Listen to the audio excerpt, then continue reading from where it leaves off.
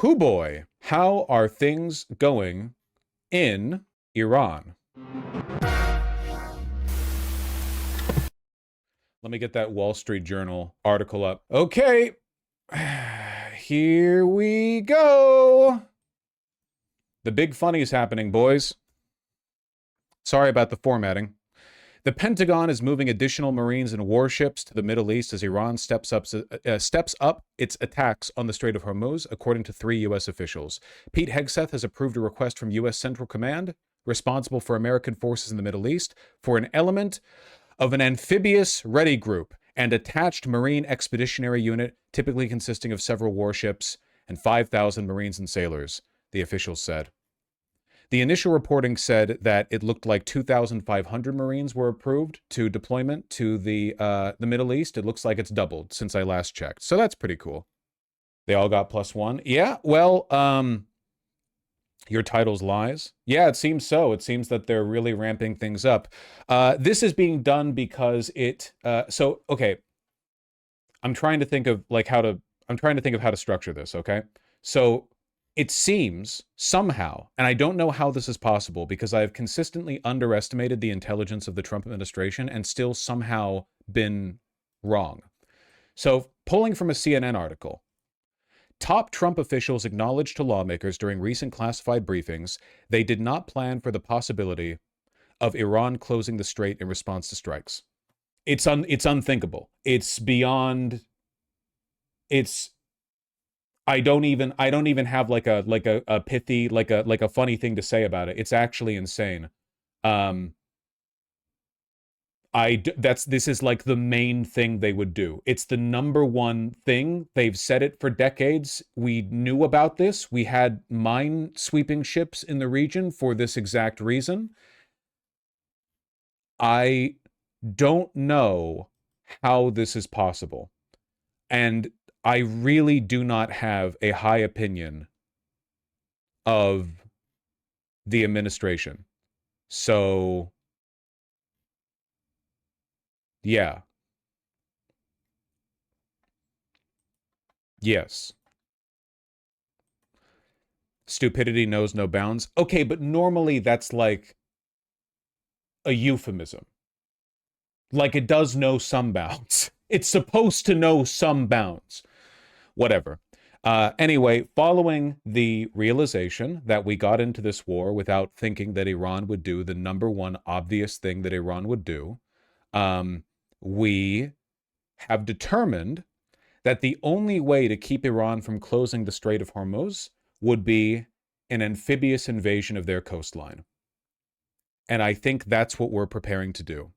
There is a very real possibility that we are about to invade Iran's coastline to try to occupy it and prevent them from protecting the strait. Here are some problems with that, if you don't mind me just laying a few out. So, for one, a significant amount of the damage that Iran can do to the strait. Here, let me pull up the map. Live UA map Iran. Let me pull up the map. So, here's what's being proposed. Here is the Iranian coast along the Persian Gulf. You might notice that it's very, very, very long, like 300, 400 miles. I don't know exactly. It's pretty long. It's pretty big. Here's the Strait of Hormuz. The shipping lane through the strait is not very wide, only a couple of miles, really, which means that this is a particularly vulnerable point. That is why that is the choke point. That is the concern, okay? So I want you to imagine how much coastline the Marines would have to hold in order for them to protect the strait. Problem number one, a significant amount of the threat posed to oil tankers in the Gulf is not from anything happening to them right here in the strait, but rather from drones and missile strikes, which, how exactly would Marines occupying this coast fix that? Like, we already have anti-air installations on this side of the Gulf.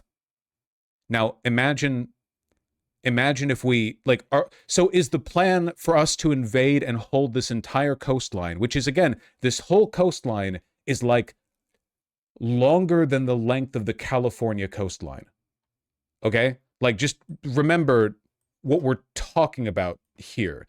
We're talking about a coastline that is larger than, like Normandy is a tiny, tiny, tiny little... We're talking about an obscene length of coastline, greater than France, certainly, all over here in the Persian Gulf. And somehow this is meant to deter drone and missile strikes in the Gulf. The only thing that it would really stop, assuming we could hold it, would be Iran's ability to mine the strait with boats. That is the main thing it could stop. Because Iran right now has the ability to send out little boats and drop mines into the strait. Now, you can still deploy mines via the air, so the boats are only one potential thing you can do. There's also the logistical impossibility of holding this entire coastline. It is, and I'm being clear, I want to be serious here, impossible. It is not possible. We could, not just 5,000 Marines, we could send 50,000 and not hold this coastline. It is a massive fucking coastline. Okay? And to give you guys an idea of the terrain that we'd be up against, and none of this is like armchair general stuff, this is what we seem to be preparing to do. In no uncertain terms, it has been made clear that we cannot hold the Strait of Hormuz, we cannot hold the Gulf safe without an amphibious invasion of the Iranian coastline. Let's bring up the map. Google Maps, please. I'm not a robot? Okay. Fucking DDoS protection on Google Maps, all right. So as a keen reminder of the terrain that we're looking at here, okay, we're talking about a narrow, shallow coastline, very shallow, and then immediately the mountains. Immediately. We're talking like, oh, the beach we're landing on is like a little dune over here. We're landing on a shallow little strait of sand, and then immediately we enter the mountains. It runs along almost the entire coastline. There are mountains everywhere.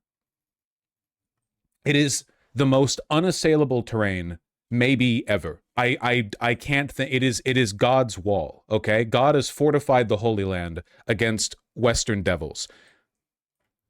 Like, Jesus Christ, look at this.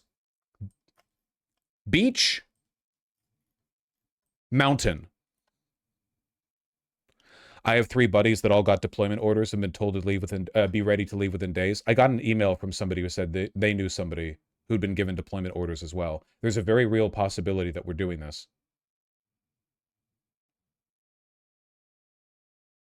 During the Iraq-Iran war in the 1980s, both sides had 1 million men holding a line that was about 20% longer than this. Yeah.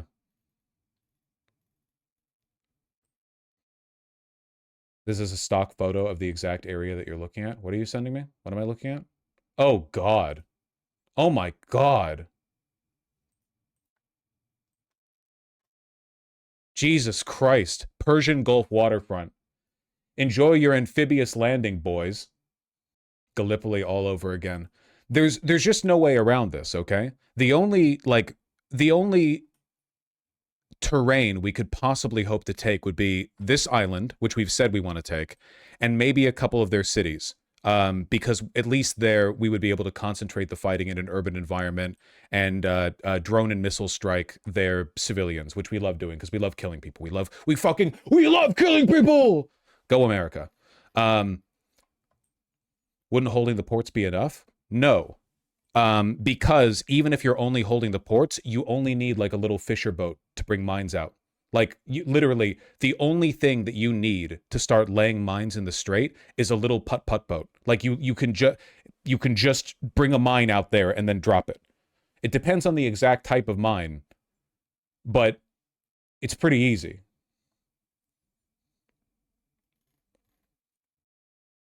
You could do it with a rowboat? Yeah, though I wouldn't. This is apparently what we're planning to do. I love your phrase, classification of vehicles. I was just imagining the boat in Resident Evil 4. That's why I said putt-putt boat. You know what I mean. Hegseth was denying there are even mines in the Strait of Hormuz. Hegseth has been saying lots of cool stuff lately. Lots and lots and lots of cool stuff. New mines? The force, absolutely. Has Iran placed any mines since the war started? Is Iran placing new mines?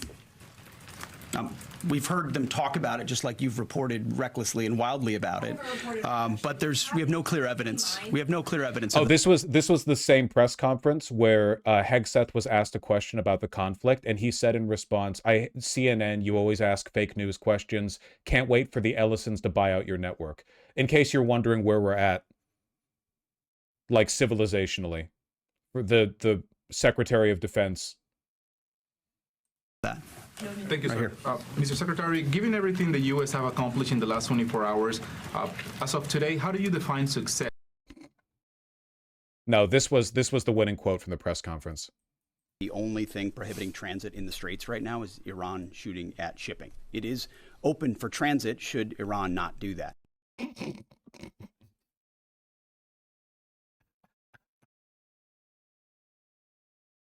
Well, there you have it, boys. Here's the clip of that CNN thing. Yeah, sure. Why not?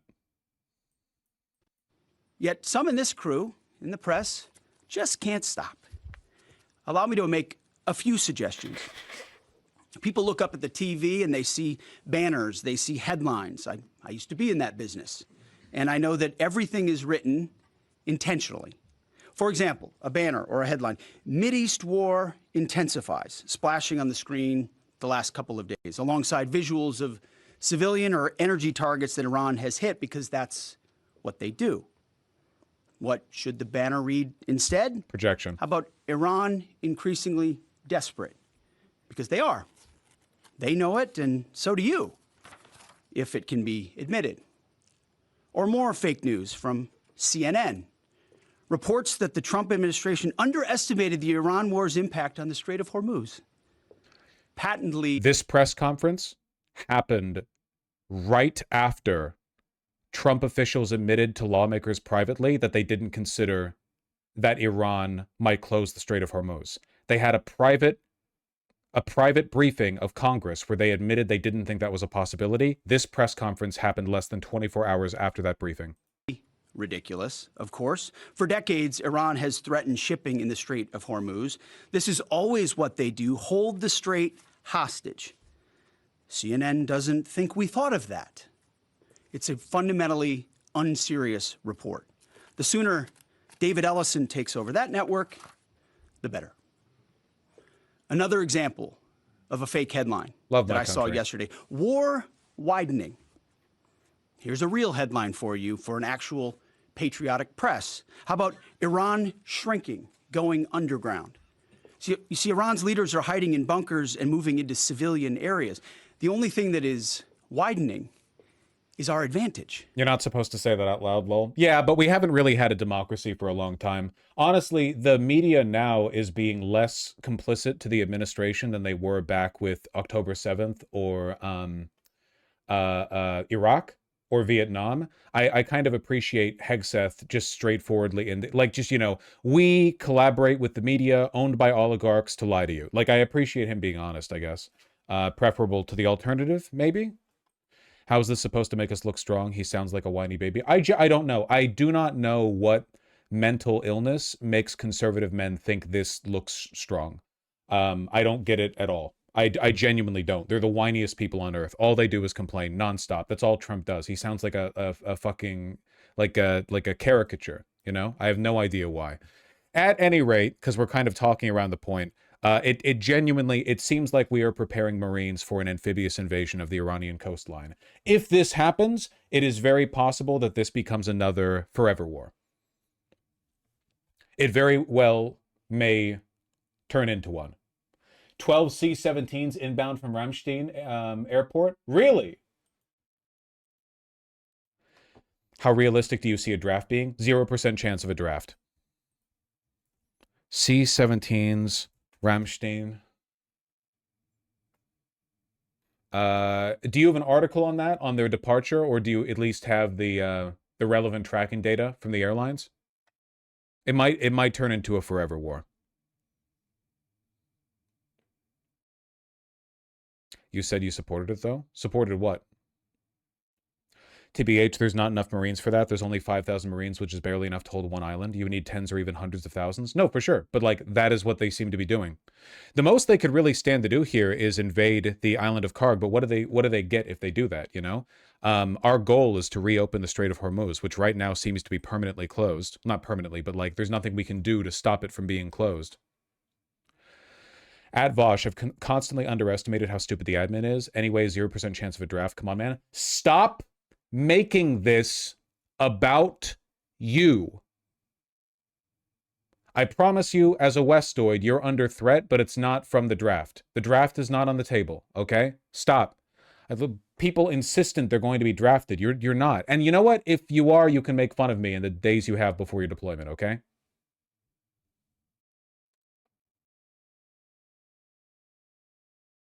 I don't think you understand what drafting would entail.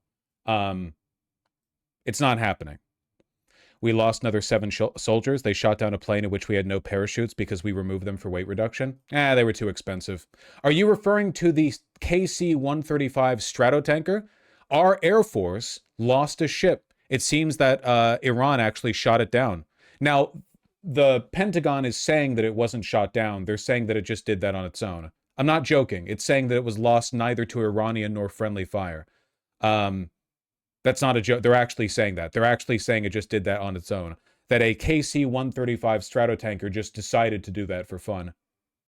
It's possible that Iraqi resistance used a 358 or 359 anti-air missile. God bless. 2 KCs collided? I heard it was a collision while refueling. There's a video?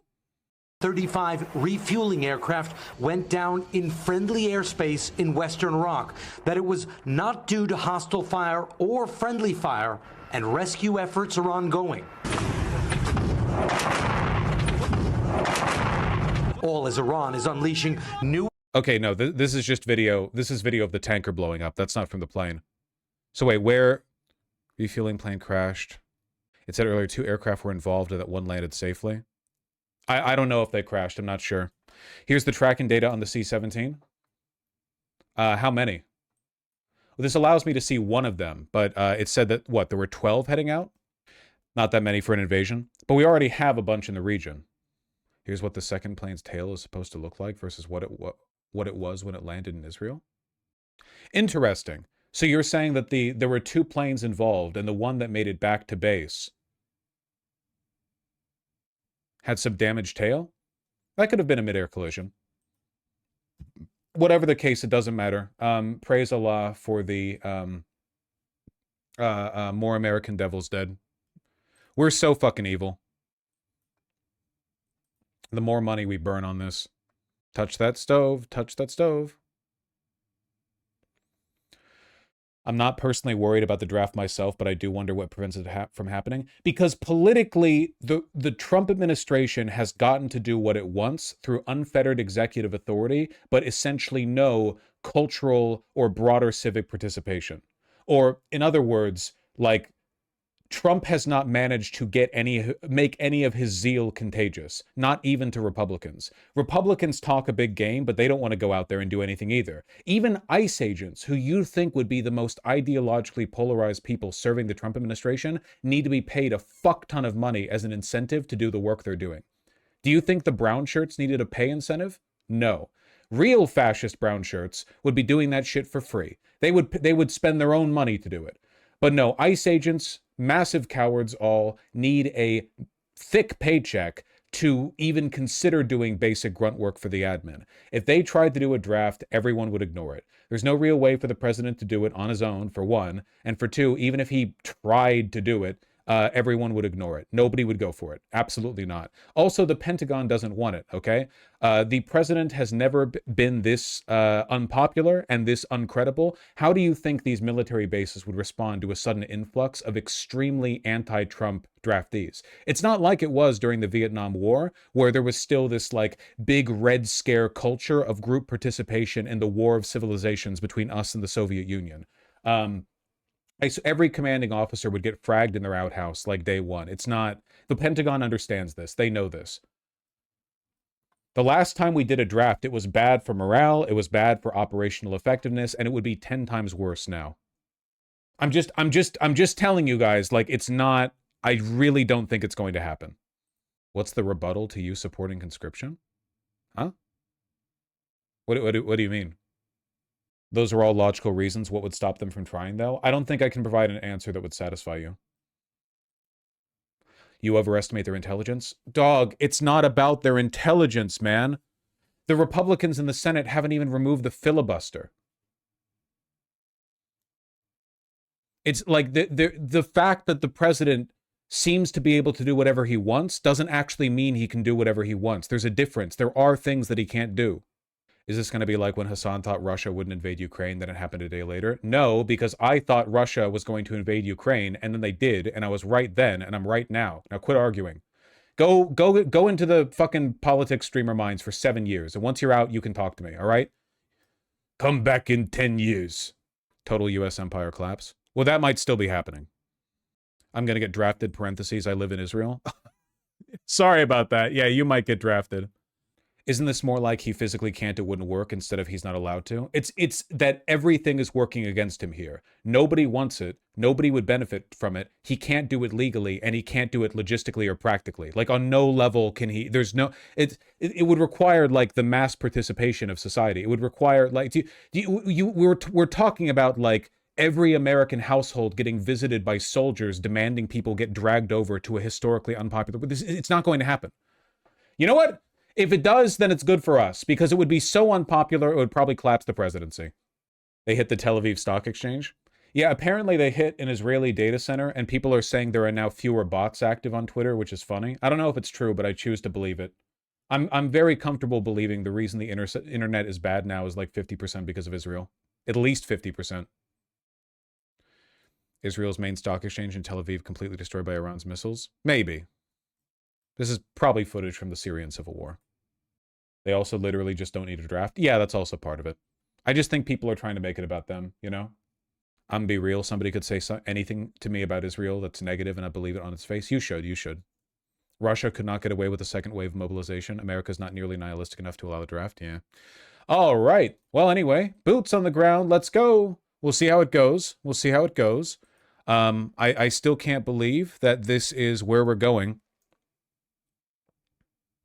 The Japan-based USS Tripoli and its attached Marines are now headed for the Middle East, two of the officials said. Marines are already in the Middle East supporting the Iran operation, the officials said. 5,000 Marines and sailors. Well, we'll see.